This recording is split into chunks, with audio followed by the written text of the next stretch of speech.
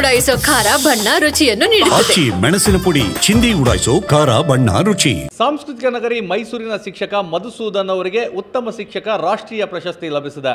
ಮೈಸೂರಿನ ಇನ್ಕಲ್ ಸರ್ಕಾರಿ ಹಿರಿಯ ಪ್ರಾಥಮಿಕ ಶಾಲೆಯಲ್ಲಿ ವಿಜ್ಞಾನದ ಶಿಕ್ಷಕರಾಗಿರುವಂತಹ ಮಧುಸೂದನ್ ಅವರಿಗೆ ರಾಷ್ಟ್ರಮಟ್ಟದ ಈ ಒಂದು ಪ್ರಶಸ್ತಿ ಲಭಿಸಿದೆ. ನಾನೀಗ ಮೈಸೂರಿನ ಇನ್ಕಲ್ ಗ್ರಾಮದ ಸರ್ಕಾರಿ ಹಿರಿಯ ಪ್ರಾಥಮಿಕ ಶಾಲೆಯಲ್ಲಿದ್ದೇನೆ.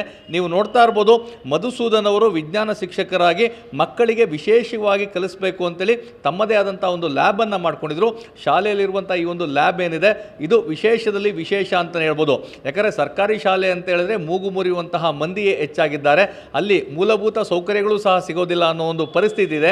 ಅಂಥದ್ರಲ್ಲಿ ಖಾಸಗಿ ಶಾಲೆಯನ್ನು ಮೀರಿಸುವಂತಹ ಒಂದು ಉತ್ತಮ ಗುಣಮಟ್ಟದ ಲ್ಯಾಬನ್ನು ಸರ್ಕಾರಿ ಶಾಲೆಯಲ್ಲಿ ಮಧುಸೂದನ್ ಅವರು ಮಾಡಿದ್ದಾರೆ. ಅವರ ಉದ್ದೇಶ ಇಷ್ಟೇ, ಮಕ್ಕಳಿಗೆ ಪುಸ್ತಕದ ಮುಖಾಂತರ ಕಲಿಸೋದಕ್ಕಿಂತ ಪ್ರಾತ್ಯಕ್ಷಿಕವಾಗಿ ಅವರಿಗೆ ಕಲಿಸಿದರೆ ನಿಜವಾಗಿಯೂ ಒಂದು ಉತ್ತಮವಾದಂತಹ ಗುಣಮಟ್ಟದ ಶಿಕ್ಷಣವನ್ನು ನೀಡ್ಬೋದು ಅಂತೇಳಿ. ಯಾಕಂದರೆ ಸಾಮಾನ್ಯವಾಗಿ ಮಕ್ಕಳು ಪುಸ್ತಕದಲ್ಲಿ ಓದೋದ್ರೆ ವಿಜ್ಞಾನ ಅನ್ನೋ ವಿಚಾರ ಕಬ್ಬಿಣದ ಕಡಲೆ ಅಂತ ಎಲ್ಲರೂ ಅಂದ್ಕೊಂಡಿರ್ತಾರೆ. ಆದರೆ ಅದನ್ನು ಅವರಿಗೆ ಬೇರೆ ರೀತಿಯಲ್ಲಿ ಕಲಿಸಿದಾಗ ಖಂಡಿತವಾಗಿ ಅದು ಸುಲಭ ಆಗ್ತದೆ ಮತ್ತು ಅವರಿಗೆ ಸುಲಭವಾಗಿ ಅರ್ಥ ಸಹ ಆಗ್ತದೆ. ಯಾಕಂದರೆ ಯಾವಾಗಲೂ ಮಕ್ಕಳಿಗೆ ಪಾಠ ಅರ್ಥವಾದರೆ ಅಷ್ಟೇ ಅದನ್ನು ಅವರು ಕಲಿಕೆಯಲ್ಲಿ ಅಳವಡಿಸ್ಕೊಳ್ತಾರೆ. ಅರ್ಥವಾಗಿಲ್ಲ ಅಂತ ಹೇಳಿದ್ರೆ ಖಂಡಿತವಾಗಿ ಅವರಿಗೆ ಏನೂ ಸಹ ಗೊತ್ತಾಗೋದಿಲ್ಲ. ಹೀಗಾಗಿ ಪುಸ್ತಕದಲ್ಲಿ ಕಲಿಸೋದಕ್ಕಿಂತ ಹೆಚ್ಚಾಗಿ ಆ ವಿಜ್ಞಾನಕ್ಕೆ ಸಂಬಂಧಪಟ್ಟಂತಹ ಎಲ್ಲ ವಸ್ತುಗಳನ್ನು ಅವರಿಗೆ ಪ್ರತ್ಯಕ್ಷವಾಗಿ ತೋರಿಸಿ ಅವರೇ ಅದನ್ನು ಅನುಭವಿಸಿ ಕಲಿಯೋದ್ರಿಂದಾಗಿ ಅದರ ಎಲ್ಲ ಸಂಪೂರ್ಣವಾದಂತಹ ಲಾಭ ಮಕ್ಕಳಿಗೆ ಸಿಗ್ತದೆ. ಮತ್ತು ಆ ಕಬ್ಬಿಣದ ಕಡಲೆ ಏನು ವಿಜ್ಞಾನ ಅನ್ಕೋತಾರೆ ಅದು ಅವರಿಗೆ ಸುಲಭ ಅನ್ನಿಸ್ತದೆ. ಯಾವಾಗ ಅದು ಸುಲಭ ಅನ್ನಿಸ್ತದೆ ಅದರ ಜೊತೆಗೆ ಆಸಕ್ತಿದಾಯಕವಾಗಿರಬೇಕು. ಯಾಕಂದರೆ ಹೊಸ ಹೊಸ ವಸ್ತುಗಳನ್ನು ಅವರು ನೋಡಿದಾಗ ಖಂಡಿತವಾಗಿ ಅದು ಆಸಕ್ತಿದಾಯಕವಾಗಿರ್ತದೆ. ಆವಾಗ ಅವರಿಗೆ ಕಲಿಕೆಯ ಕಡೆ ಹೆಚ್ಚಿನ ಉತ್ಸಾಹ ಬರ್ತದೆ ಮತ್ತು ಕಲಿಕೆಯ ಬಗ್ಗೆ ಅವರು ಆಸಕ್ತಿಯನ್ನು ತೋರಿಸ್ತಾರೆ. ಅದು ಬಂದಂಥ ಸಂದರ್ಭದಲ್ಲಿ ಆ ಕಲಿಕೆ ಪರಿಪೂರ್ಣವಾಗ್ತದೆ ಮತ್ತು ಮಕ್ಕಳು ಸಹ ಆ ಒಂದು ಕಲಿಕೆ ಕಡೆಗೆ ತೊಡಗಿಸ್ಕೊಳ್ತಾರೆ. ಮತ್ತು ಸಾಮಾನ್ಯವಾಗಿ ನಾವು ನೋಡಿರುವಂಥದ್ದು ವಿಜ್ಞಾನ ಇರ್ಬೋದು ಅಥವಾ ಗಣಿತದ ಆ ತರಗತಿಗಳು ಬಂದರೆ ಸಾಕು ಮಕ್ಕಳು ಒಂದು ರೀತಿಯಲ್ಲಿ ಹೆದರಿಕೆಯಲ್ಲಿ ಇರ್ತಾರೆ. ಆದರೆ ಈ ಒಂದು ಶಾಲೆಯಲ್ಲಿ ಆ ಒಂದು ಸಂಪೂರ್ಣವಾಗಿ ವಿಭಿನ್ನವಾಗಿರುವಂಥದ್ದು. ಯಾಕಂದರೆ ಈ ಒಂದು ಸಂದರ್ಭದಲ್ಲಿ ಮಕ್ಕಳು ಆ ವಿಜ್ಞಾನದ ತರಗತಿ ಯಾವಾಗ ಬರ್ತದೆ ಅಂತ ಕಾಯುವಂತಹ ಪರಿಸ್ಥಿತಿ ನಿರ್ಮಾಣವಾಗಿದೆ. ನೀವು ಮಧುಸೂದನ್ ಅವ್ರನ್ನ ನೋಡ್ತಾ ಇದ್ದೀರಾ. ಸೊ ವಿಭಿನ್ನವಾಗಿ ಮಕ್ಕಳಿಗೆ ತಾವೇ ತಯಾರಿಸಿದಂತಹ ಒಂದು ವೆಹಿಕಲ್ ಮಾದರಿಯ ಒಂದು ಮೋಟರ್ ಏನಿದೆ ಅದನ್ನು ಅವರಿಗೆ ವಿವರಿಸುವಂಥ ಕೆಲಸವನ್ನು ಮಾಡ್ತಾ ಇದ್ದಾರೆ. ಅವರು ತಮ್ಮದೇ ಶಾಲೆಯಲ್ಲಿ ತಯಾರಿಸಿದಂತಹ ಇದೊಂದು ರೇಸ್ ವಾಹನದ ಮಾದರಿಯ ಒಂದು ಪ್ರಾತ್ಯಕ್ಷಿಕೆಯನ್ನು ಮಕ್ಕಳಿಗೆ ತೋರಿಸುವಂಥ ಕೆಲಸವನ್ನು ಮಾಡ್ತಾಯಿದ್ದಾರೆ. ಅಂದರೆ ಮಕ್ಕಳಿಗೆ ತಮ್ಮ ಶಾಲೆಯಲ್ಲೇ ಈ ರೀತಿಯಾದಂತಹ ಒಂದು ಸೌಲಭ್ಯ ಸಿಗ್ತಾ ಇದೆ ಮತ್ತು ವಿಶೇಷವಾಗಿ ವಿಭಿನ್ನವಾಗಿ ಕಲಿಸ್ತಾ ಇದ್ದಾರೆ ಅಂತ ಹೇಳಿದಾಗ ಖಂಡಿತವಾಗಿ ಅವರು ಕಲಿತಾರೆ. ಮಧುಸೂದನ್ ಅವರ ಈ ಒಂದು ಪ್ರಯತ್ನ ಏನಿದೆ ಈ ವಿಭಿನ್ನವಾದಂತಹ ಪ್ರಯತ್ನವನ್ನು ಗುರುತಿಸಿ ರಾಷ್ಟ್ರ ಮಟ್ಟದಲ್ಲಿ ಅವರಿಗೆ ಪ್ರಶಸ್ತಿ ನೀಡುವಂಥ ಕೆಲಸವನ್ನು ಮಾಡಿದ್ದಾರೆ.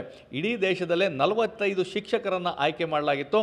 ಲಕ್ಷಾಂತರ ಶಿಕ್ಷಕರಲ್ಲಿ ಸಾಂಸ್ಕೃತಿಕ ನಗರಿ ಮೈಸೂರಿನ ಮಧುಸೂದನ್ ಅವರು ಸಹ ಒಬ್ಬರಾಗಿ ಆಯ್ಕೆಯಾಗಿದ್ದಾರೆ. ಖಂಡಿತವಾಗಿಯೂ ಇದು ಎಲ್ರಿಗೂ ಖುಷಿಯನ್ನು ಕೊಡುತ್ತಿರುವಂಥದ್ದು ಮತ್ತು ರಾಷ್ಟ್ರ ಮಟ್ಟದಲ್ಲಿ ಮೈಸೂರಿನ ಒಂದು ಹೆಗ್ಗಳಿಕೆಗೆ ಮತ್ತು ಇಲ್ಲಿನ ಒಂದು ಸಂಸ್ಕೃತಿ ಪರಂಪರೆ ಕಲೆ ಮತ್ತು ಇಲ್ಲಿ ಕಲಿಕಾ ವಿಧಾನವನ್ನು ತಲುಪಿಸಿರುವಂಥದ್ದು ಎಲ್ಲರೂ ಸಹ ಮೆಚ್ಚುಗೆಯನ್ನು ವ್ಯಕ್ತಪಡಿಸಿದ್ದಾರೆ. ಹೀಗಾಗಿ ಅವರಿಗೆ ಈ ಸಾಲಿನ ರಾಷ್ಟ್ರೀಯ ಪ್ರಶಸ್ತಿಯ ಒಂದು ಗರಿ ಲಭಿಸಿರುವಂಥದ್ದು. ಅಂದರೆ ವಿಭಿನ್ನವಾದಂತಹ ಪ್ರಯತ್ನ ಮಕ್ಕಳಲ್ಲಿ ಕಲಿಕಾ ಆಸಕ್ತಿಯನ್ನು ಹೆಚ್ಚಿಸುವಂಥದ್ದು ಮತ್ತು ಮಕ್ಕಳಿಗೆ ಪುಸ್ತಕದಲ್ಲಿ ಮಾತ್ರ ಪಾಠ ಮಾಡಿ ಇಡುವ ಬದಲು ಪ್ರತ್ಯಕ್ಷವಾಗಿ ವಿಜ್ಞಾನದ ವಿಚಾರಗಳೆಲ್ಲ ಏನಿದೆ, ವಿಜ್ಞಾನದ ವಸ್ತುಗಳೇನಿದೆ ಇವೆಲ್ಲವನ್ನು ಮಕ್ಕಳಿಗೆ ತಿಳಿಸಿ ಕಲಿಸುವ ಮೂಲಕವಾಗಿ ಒಂದು ವಿಭಿನ್ನ ಪ್ರಯತ್ನವನ್ನು ಏನು ಮಾಡಿದರು ಅದು ಈಗ ಯಶಸ್ವಿಯಾಗಿದೆ. ಆ ಯಶಸ್ವಿಯಾದ ಕಾರಣಕ್ಕಾಗಿಯೇ ಈ ಒಂದು ಶಿಕ್ಷಕರಿಗೆ ಉತ್ತಮ ಪ್ರಶಸ್ತಿ ಲಭಿಸಿದೆ. ಆ ಉತ್ತಮ ಶಿಕ್ಷಕ ಪ್ರಶಸ್ತಿಯನ್ನು ಪಡ್ಕೊಂಡಂತಹ ಮಧುಸೂದನ್ ಅವರು ನಮ್ಮ ಜೊತೆಗಿದ್ದಾರೆ. ಸರ್, ಮೊದಲನೇದಾಗಿ TV9 ನೆಟ್ವರ್ಕ್ ವತಿಯಿಂದ ತಮಗೆ ಇಡೀ ದೇಶದಲ್ಲಿ ಮೈಸೂರಿನ ಕೀರ್ತಿ ಪತಾಕೆಯನ್ನು ಹಾರಿಸಿದ್ದೀರಾ, ತಮಗೆ ಅಭಿನಂದನೆಗಳು. ತುಂಬ ಧನ್ಯವಾದಗಳು. TV9 ನೆಟ್ವರ್ಕ್ನ ಎಲ್ರಿಗೂ ಸಹ ನನ್ನ ಕಡೆಯಿಂದ ಧನ್ಯವಾದಗಳನ್ನ ಹೇಳಲಿಕ್ಕೆ ಇಷ್ಟಪಡ್ತೀನಿ ಸರ್. ಸಾಮಾನ್ಯವಾಗಿ ಇಡೀ ದೇಶದಲ್ಲಿ ಲಕ್ಷಾಂತರ ಜನ ಶಿಕ್ಷಕರು ಇರ್ತಾರೆ. 45 ಜನರಿಗೆ ಉತ್ತಮ ಶಿಕ್ಷಕ ರಾಷ್ಟ್ರೀಯ ಪ್ರಶಸ್ತಿ ಲಭಿಸಿದೆ. ಈ ಆಯ್ಕೆ ಪ್ರಕ್ರಿಯೆ ಹೇಗಿರುತ್ತೆ? ಒಳ್ಳೆ ಪ್ರಶ್ನೆ ಕೇಳಿದ್ದೀರಾ. ಯಾಕೆ ಅಂತ ಹೇಳಿದ್ರೆ ಸಾಕಷ್ಟು ಶಿಕ್ಷಕರಲ್ಲಿ ಇದನ್ನು ಅವರು ಸಹ ನೆಕ್ಸ್ಟ್ ಅಪ್ಲೈ ಮಾಡಬೇಕು ಅಂತ ಹೇಳಿದ್ರೆ ಕಾಯ್ತಾ ಇರ್ತಾರೆ. ಹೇಗಿರುತ್ತಪ್ಪ ಏನಿರುತ್ತೆ ಅಂತೇಳಿ ಸಾಕಷ್ಟು ಕುತೂಹಲದಿಂದ ಕಾಯ್ತಿರ್ತಾರೆ. ಅವರೆಲ್ಲರಿಗೂ ನನ್ನ ಕಡೆಯಿಂದ ನಿಮ್ಮ TV ವಾಹಿನಿ ಕಡೆಯಿಂದ ಒಂದು ಸಂದೇಶನ ಕೊಡಲಿಕ್ಕೆ ಇಷ್ಟಪಡ್ತೀನಿ. ಬೇಸಿಕಲಿ ಏನಪ್ಪ ಅಂತ ಹೇಳಿದ್ರೆ ಪ್ರಪ್ರಥಮವಾಗಿ ನನ್ನ ವೈಯಕ್ತಿಕವಾಗಿ ನಾವು ನಾಮಿನೇಟ್ನ ಮಾಡ್ತೀವಿ. ಈ ನಾಮಿನೇಟ್ ಮಾಡಿದ್ಮೇಲೆ ಏನಾಗುತ್ತೆ, ಜಿಲ್ಲಾ ಹಂತದ ಲಾಗಿನ್ ಎಲ್ಲ ಆನ್ಲೈನ್ ಪ್ರಕ್ರಿಯೆ ಇರುತ್ತೆ. ಜಿಲ್ಲಾ ಹಂತದ ಲಾಗಿನ್ಗೆ ಹೋಗುತ್ತೆ. ಈ ಜಿಲ್ಲಾ ಹಂತದ ಏನು ಮಾಡ್ತಾರೆ ಅಂತ ಹೇಳಿದ್ರೆ ನಮಗೆ ನೈಜವಾಗಿ ಅಂದರೆ ಫಿಸಿಕಲಾಗಿ ವ್ಯಕ್ತಿಗತವಾಗಿ ಅವ್ರು ಬಂದು ಏನು ಮಾಡ್ತಾರೆ ಪರಿಶೀಲನೆ ಮಾಡ್ತಾರೆ. ಮಾಡ್ತಾರೆ ಪ್ರಪ್ರಥಮವಾಗಿ. ಸೊ ನಾನು ಹಾಕಿದಂಥ ಅರ್ಜಿಯ ಸತ್ಯಾಸತ್ಯತೆಗಳನ್ನು ನೈಜತೆಯನ್ನು ಇಲ್ಲಿ ಬಂದು ಪರಿಶೀಲನೆ ಮಾಡಿ ತದನಂತರ ಏನು ಮಾಡ್ತಾರೆ ಅಂತ ಹೇಳಿದ್ರೆ ಪ್ರತಿ ಜಿಲ್ಲೆಯಿಂದ 3 ಶಿಕ್ಷಕರನ್ನು ರಾಜ್ಯ ಮಟ್ಟಕ್ಕೆ ನಾಮಿನೇಟ್ ಮಾಡಿ ಕಳಿಸ್ತಾರೆ. ಸೊ ಅದು ಮೊದಲನೇ ಪ್ರಕ್ರಿಯೆ. ಸೊ ಈ 3 ಶಿಕ್ಷಕರು ಹಿಂಗೆ ಹೋದಂಗೆ ನಮ್ಮಲ್ಲಿ ಒಟ್ಟು 74 ಶಿಕ್ಷಕರ ನಾಮಿನೇಷನ್ ರಾಜ್ಯ ಮಟ್ಟಕ್ಕೆ ಹೋಗಿತ್ತು. ಸೊ ನಮ್ಮಲ್ಲಿ ಇನ್ನೊಂದು ವಿಶೇಷತೆ ಏನಪ್ಪ ಅಂತ ಹೇಳಿದ್ರೆ ಈ ಸಲ ಪ್ರಿನ್ಸಿಪಲ್ ಸೆಕ್ರೆಟರಿ ನಮ್ಮ ರಶ್ಮಿ ಮಹೇಶ್ ಮೇಡಮ್ ಸ್ವತಃ ಖುದ್ದಾಗಿ ಅವರೇ ಕೂತು ಪರಿಶೀಲನೆ ಮಾಡಿ ಉತ್ತಮವಾದಂಥ ವ್ಯಕ್ತಿಗಳನ್ನ ಆಯ್ಕೆ ಮಾಡಬೇಕು ಅಂಥೇಳಿ ತುಂಬ ಪ್ರಶಂಸೆಯನ್ನು ವ್ಯಕ್ತಪಡಿಸಿದ್ದಾರೆ. ಆ್ಯಕ್ಚುಲಿ ನಮ್ಮ ಶಾಲೆಗೂ ಸಹ ಭೇಟಿ ನೀಡ್ತೀನಿ ಅಂತ ಹೇಳಿದ್ದಾರೆ. ಅವ್ರಿಗೂ ಸಹ ಧನ್ಯವಾದಗಳನ್ನ ಹೇಳ್ತೀನಿ. ಸೊ ಅವರೇನು ಮಾಡ್ತಾರೆ ಅಂತ ಹೇಳಿದ್ರೆ ಇದ್ರದ್ದು ನಾಮಿನೇಷನ್ ಪ್ರಕ್ರಿಯೆಯಲ್ಲಿ ಜನಸಂಖ್ಯೆಗೆ ಅನುಗುಣವಾಗಿ ಏನು ಮಾಡ್ತಾರೆ ಅಂತ ಹೇಳಿದ್ರೆ ಎಷ್ಟು ಜನ ನಾಮಿನೇಟ್ ಮಾಡಬೇಕು ಅಂಥೇಳಿ ರಾಷ್ಟ್ರ ಮಟ್ಟದಿಂದ ಒಂದು ನಿರ್ದೇಶನ ನೀಡಿರ್ತಾರೆ. ಹಾಗಾಗಿ ನಮ್ಮ ಜನಸಂಖ್ಯೆಗೆ ಅನುಗುಣವಾಗಿ ಕರ್ನಾಟಕಕ್ಕೆ 6 ಜನ ಶಿಕ್ಷಕರಿಗೆ ನಾಮಿನೇಟ್ ಮಾಡಲಿಕ್ಕೆ ಅವಕಾಶವನ್ನು ಕಲ್ಪಿಸಿಕೊಟ್ಟಿದ್ದಾರೆ. ಸೊ 6 ಜನ ಶಿಕ್ಷಕರನ್ನು ಇಲ್ಲಿಂದ ರಾಷ್ಟ್ರ ಮಟ್ಟಕ್ಕೆ ಕಳಿಸಿದ್ರು. ಈ ಥರ ಎಲ್ಲ ರಾಜ್ಯಗಳಿಂದ ಬಂದಂಥ ಒಟ್ಟು ನಾಮಿನೇಷನ್ಸ್ ಬಂದು 154 ಇರುತ್ತೆ. ಈ 154ರಲ್ಲಿ ಎಲ್ಲರನ್ನ ಫಿಲ್ಟ್ರ್ ಮಾಡಿ ಒಟ್ಟು 45 ಶಿಕ್ಷಕರನ್ನು ಅಂತಿಮವಾಗಿ ಆಯ್ಕೆ ಮಾಡ್ತಾರೆ ಸರ್. ಅದರಲ್ಲಿ ನಾನು ಒಬ್ಬ ಅನ್ನೋದು ತುಂಬ ಸಂತೋಷ ವಿಚಾರ. ಅಲ್ಲಿ ಕರ್ನಾಟಕದಲ್ಲಿ ಒಂದೇ ಒಂದು ಸಿಕ್ಕಿದೆ, ಆ ಒಂದು ನನಗೆ ಸಿಕ್ಕಿದೆಯಲ್ಲ ಅಂಥೇಳಿ ಅದಕ್ಕೆ ತುಂಬ ಸಂತೋಷವಾಗಿ ಹೇಳ್ಕೊಳ್ಳಿ. ಲಕ್ಷಾಂತರ ಜನ ಶಿಕ್ಷಕರು ದೇಶದಲ್ಲಿದ್ದಾರೆ, ವಿಜ್ಞಾನವನ್ನು ಕಲಿಸುವಂಥವರು ಸಹ ಸಾಕಷ್ಟು ಸಂಖ್ಯೆಯಲ್ಲಿದ್ದಾರೆ. ತಮಗೆ ಯಾಕೆ ಈ ಪ್ರಶಸ್ತಿ ಲಭಿಸಿತು ಅಂತೇಳಿ ತಮ್ಮ ಲ್ಯಾಬನ್ನು ಸಹ ನೋಡಿದೆ, ವಿಭಿನ್ನವಾಗಿ ಕಲಿಸುವಂಥ ಒಂದು ಪ್ರಯತ್ನ ಅದೇ ಕಾರಣಕ್ಕಾಗಿ ಬಂದಂಥದ್ದು ಅಥವಾ ಯಾವ ಕಾರಣಕ್ಕೆ ತಮಗೆ ಈ ಪ್ರಶಸ್ತಿ ಸಿಕ್ತು? ಒಳ್ಳೆ ಪ್ರಶ್ನೆನ ಕೇಳಿದ್ದೀರಾ. ಒಬ್ಬ ಶಿಕ್ಷಕ ಅಂತ ಹೇಳಿದ್ರೆ ಈಗ ನೋಡಿ, ನಾವು ಹೇಗೆ ಮಕ್ಕಳನ್ನು ಒಬ್ಬ ಆಲ್ರೌಂಡರ್ ಆಗಿ ಅಂತ ಹೇಳಿದ್ರೆ ಹೋಲಿಸ್ಟಿಕ್ ಆಗಿ ನಾವು ಕಲಿಸ್ಬೇಕು ಅಂತ ಹೇಳಿದ್ರೆ ಅಂದರೆ ಬಹು ಆಯಾಮದಲ್ಲಿ ನಾವು ನೋಡಬೇಕು ಅಂತೀವಿ. ಹಾಗೆ ಶಿಕ್ಷಕನೂ ಸಹ ಒಂದು ಬಹು ಆಯಾಮದಲ್ಲಿ ಕೆಲಸ ಮಾಡಬೇಕಾಗುತ್ತೆ. ನಾನು ವಿಜ್ಞಾನ ಶಿಕ್ಷಕನ ಅಂತ ಹೇಳಿ ಕೇವಲ ವಿಜ್ಞಾನ ಮಾತ್ರ ಕಾನ್ಸಂಟ್ರೇಟ್ ಮಾಡಲಿಲ್ಲ. ಒಂದು ಮಗುವಿನ ಸರ್ವತೋಮುಖ ಅಭಿವೃದ್ಧಿಗೆ ಬೇಕಾಗುವಂತಹ ಎಲ್ಲ ಪರಿಕರಗಳನ್ನು ಅಂತೇಳಿ ಎಲ್ಲ ಸವಲತ್ತುಗಳನ್ನು ನೀಡೋ ಒಂದು ಉದ್ದೇಶದಿಂದಾಗಿ ಏನು ಮಾಡಿದೆ ಅಂತ ಹೇಳಿದ್ರೆ ಎಲ್ಲ ಆಯಾಮಗಳಲ್ಲಿ ಕೆಲಸ ಮಾಡಬೇಕು ಅಂಥೇಳಿ ಈ ಒಂದು ಲ್ಯಾಬನ್ನು ಮಾಡಿದ್ದೀನಿ. ಸೊ ಇದರ ಉದ್ದೇಶ ಏನಪ್ಪ ಅಂತೇಳಿ ಸಿ ಲಾಂಜ್ ಅಂತ ಹೇಳಿ ಏನು ಮಾಡ್ಕೊಂಡಿದ್ದೀನಿ. ಈ ಸಿ ಲಾಂಜ್ ಅನ್ನೋ ಒಂದು ಲ್ಯಾಬನ್ನು ಹುಟ್ಟು ಹಾಕಬೇಕಾದ್ರೆ ಅದರಿಂದ ಸಾಕಷ್ಟು ಪ್ರಯತ್ನಗಳಿದ್ದಾವೆ. ಸೊ ನನ್ನ ಮೂಲ ಉದ್ದೇಶ ಬಂದ್ಬಿಟ್ಟು ವರ್ಲ್ಡಲ್ಲಿ ಬೆಸ್ಟ್ ಎಜುಕೇಷನ್ನ ಕೊಡಬೇಕು ಅನ್ನೋದಾಗಿತ್ತು. ಕೇವಲ ಮೈಸೂರಿಗಾಗಲಿ ಅಥವಾ ಭಾರತದಲ್ಲಾಗಲಿ ಅಲ್ಲ. ಯಾಕೆಂತ ಹೇಳಿದ್ರೆ ನಮ್ಮ ಮಕ್ಕಳು ಕಲಿತಂಥ ಮಕ್ಕಳು ಏನಪ್ಪ ಅಂತ ಹೇಳಿದ್ರೆ ಪ್ರಪಂಚದ ಬೇರೆ ದೇಶದ ಜೊತೆ ಫೈಟ್ ಮಾಡಬೇಕು ಅಂತ ಹೇಳಿದ್ರೆ ಅವ್ರಿಗೆ ಅಂಥ ಒಂದು ಶಿಕ್ಷಣವನ್ನು ಕೊಡಬೇಕು ಅನ್ನೋದು ನನ್ನ ಮೂಲ ಉದ್ದೇಶ.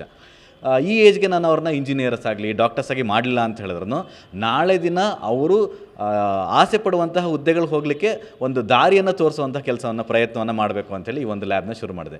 ಸಿ ಲಾಂಚ್ ಅಂತ ಹೇಳಿದ್ರೆ ಕ್ಯಾಂಪ್ ಕ್ರಿಯೇಟ್ ಸೆಲೆಬ್ರೇಟ್ ಅಂತೇಳಿ ಸಿ ಅಂತ ಹೇಳಿದ್ರೆ. ಸೊ ಮಕ್ಕಳೇನು ಮಾಡ್ತಾರೆ, ಈ ಒಂದು ಜಾಗಕ್ಕೆ ಬಂದು ತನ್ನ ಐಡಿಯಾಗಳನ್ನು ತೊಗೊಂಡು ಬರ್ತಾರೆ, ಕ್ರಿಯೇಟಿವಿಟೀಸ್ನ ತೊಗೊಂಡು ಬರ್ತಾರೆ, ತನ್ನಂಥ ಐಡಿಯಾಗಳನ್ನು ಇಲ್ಲಿ ಪ್ರೋಟೋಟೈಪ್ಸ್ನ ಮಾಡ್ತಾರೆ.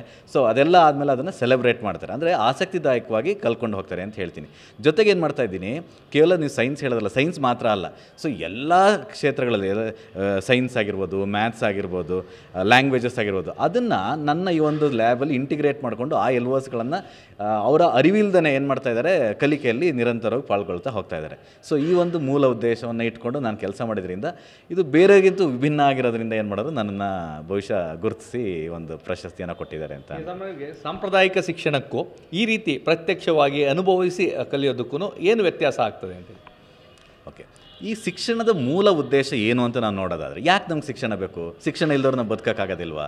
ಹೌದಲ್ವಾ? ಈಗ ನಮ್ಮ ಹಂಗೆ ಶಿಕ್ಷಣ ಇಲ್ದವರೆಲ್ಲ ಚೆನ್ನಾಗಿಲ್ವಾ ಅಂತ ಕೇಳೋದಾದರೆ, ಈ ಶಿಕ್ಷಣದ ಮೂಲ ಆಶಯ ಬಂದು ಈಗ ನಾವು ವರ್ಲ್ಡಲ್ಲಿ ಬೆಸ್ಟ್ ಎಜುಕೇಷನ್ ಬಂದು ಫಿನ್ಲ್ಯಾಂಡಲ್ಲಿ ಅಂತ ಹೇಳ್ತೀವಿ. ಅದನ್ನು ಪೀಸಾ ಒಂದು ಸಂಸ್ಥೆಯವರು ಈ ಒಂದು ವರದಿಯನ್ನು ಕೊಟ್ಟಿದ್ದಾರೆ. ಸೊ ಈ ಬೆಸ್ಟಲ್ಲಿ ಯಾಕೆ ಅದನ್ನು ಬೆಸ್ಟ್ ಅಂತ ಹೇಳ್ತಾರೆ ಅಂತ ಹೇಳಿದ್ರೆ, ಅಲ್ಲಿ ಎಕ್ಸ್ಪೀರಿಯೆನ್ಷಿಯಲ್ ಲರ್ನಿಂಗ್ನ ಕೊಡ್ತಾರೆ. ಯಾಕೆ ಈ ಒಂದು ಎಕ್ಸ್ಪೀರಿಯೆನ್ಷಿಯಲ್ ಲರ್ನಿಂಗ್ ಬೇಕು ಅಂತ ಹೇಳಿದ್ರೆ, ನಾವು ಕಲಿತಂಥ ವಿದ್ಯೆ ಕೇವಲ ಪಠ್ಯಕ್ಕೆ ಸೀಮಿತ ಆಗಬಾರ್ದು. ಸೊ ನಾನು ಕಲಿತಂಥ ವಿದ್ಯೆ ಪಠ್ಯದಿಂದ ಹೊರಗಡೆ, ಅಂದರೆ ಔಟ್ ಆಫ್ ದ ಬಾಕ್ಸ್ ಕೆಲಸ ಮಾಡೋದು. ಅಂದರೆ ನಾನು ಸಕ್ಸಸ್ಫುಲ್ಲಾಗಿ ಬದುಕಬೇಕು ಅಂತ ಹೇಳಿದ್ರೆ ನನಗೆ ನನ್ನ ವಿದ್ಯೆ ಅನುವು ಮಾಡ್ಕೊಡಂಗಿರಬೇಕು. ಸೊ ನಾವು ಇಲ್ಲಿ ಏನಾಗ್ತಾ ಇದೆ, 100ಕ್ಕೆ 100 ಮಾರ್ಕ್ಸ್ನ ತೆಗಿತಾ ಇದ್ದಾರೆ, ಆದರೆ ಅದನ್ನು ಜೀವನದಲ್ಲಿ ಎಲ್ಲೋ ಅಪ್ಲೈ ಮಾಡ್ಕೊಳ್ಳೋದ್ರಲ್ಲಿ ಫೇಲ್ ಆಗ್ತಾ ಇದೆ. ಸೊ ಎಷ್ಟೋ ಮಕ್ಕಳು ನೀವು ನೋಡಿರ್ಬೋದು. ಸೊ ಮಕ್ಳಿಗೆ ಏನಾದ್ರು 1 ಮಾರ್ಕ್ಸ್ ಕಡಿಮೆ ಆಯಿತು ಅಂತ ಹೇಳಿದ್ರೆ ಹತಾಶರಾಗಿ ಅವ್ರ ಜೀವನನೇ ಪುಸ್ತಕದ ಹುಳುಗಾಗ್ತಾರೆ. ನೀವು ಫಸ್ಟ್ ರ್ಯಾಂಕ್ ರಾಜು ಒಂದು ಸಿನಿಮಾ ನೋಡಿರ್ಬೋದು, ಅದ್ರಲ್ಲಿ ಏನಾಗ್ತಿದೆ, ಬಹುತೇಕ ಇವತ್ತಿನ ಮಕ್ಕಳೆಲ್ಲ ಏನಾಗಿದೆ, ಈ ಒಂದು ಕಾಂಪಿಟೇಷನಲ್ಲಿ ಫಸ್ಟ್ ರ್ಯಾಂಕ್ ರಾಜು ಥರ ಆಗ್ತಾ ಇದ್ದಾರೆ. ಸೊ ನನಗೇನಪ್ಪ ಅಂತ ಹೇಳಿದ್ರೆ, ಈಗ ನೋಡಿ, ಈಗ ನೀವು ಕೇಳಿದಂಥ ಪ್ರಶ್ನೆಗೆ ನನ್ನನ್ನು ಉದಾಹರಣೆ ತೊಗೊಳಿದ್ರೆ, ನಾನು ನವೋದಯದಿಂದ ಬಂದಂಥ ವಿದ್ಯಾರ್ಥಿ. ಈ ನವೋದಯದಲ್ಲಿ ಎಂಥ ಶಿಕ್ಷಣ ಸಿಗುತ್ತೆ ಅಂತ ಹೇಳಿದ್ರೆ, ಅವ್ರಲ್ಲಿ ಮಾರ್ಕ್ಸ್ ಓರಿಯೆಂಟೆಡ್ ಶಿಕ್ಷಣ ಕೊಡಲ್ಲ. ಅವನು ಎಷ್ಟೇ ಮಾರ್ಕ್ಸ್ ತೆಗಲಿ, ಅವನು ನಮ್ಮ ಇವ್ಯಾಲ್ಯೂಯೇಷನಲ್ಲಿ ಫೇಲ್ ಆದ್ರೂ ಜೀವನದಲ್ಲಿ ಸಕ್ಸಸ್ ಆಗಿರ್ತಾನೆ. ಸೊ ಅದನ್ನು ಮಾತ್ರ ಹೇಳ್ತೀನಿ. ಹೇಗೆ ಅದು ಸಾಧ್ಯ ಅಂತ ಹೇಳಿದ್ರೆ, ಹೇಳಿದ್ರೆ ಅಲ್ಲಿ ಕೊಡುವಂತಹ ಈ ಒಂದು ಎಕ್ಸ್ಪೀರಿಯೆನ್ಷಿಯಲ್ ಲರ್ನಿಂಗ್ ಸಾಧ್ಯ ಅಂತ ಹೇಳ್ತೀನಿ. ಸೊ ಹಾಗಾಗಿ ಇಂಥ ಒಂದು ಅನುಭವಾತ್ಮಕ ಶಿಕ್ಷಣವನ್ನು ಕೊಟ್ಟರೆ ಅವರು ಜೀವನದಲ್ಲಿ ಸಕ್ಸಸ್ಫುಲ್ಲಾಗಿ ಬದುಕ್ತಾರೆ ಅನ್ನೋ ಒಂದು ಆಶೆನ ಇಟ್ಕೊಂಡು ನನ್ನ ಪ್ರಯತ್ನನ ಮಾಡ್ಕೊಂಡು ಹೋಗ್ತಾ ಇದ್ದೀನಿ ಸರ್. ಸರ್ ಈಗ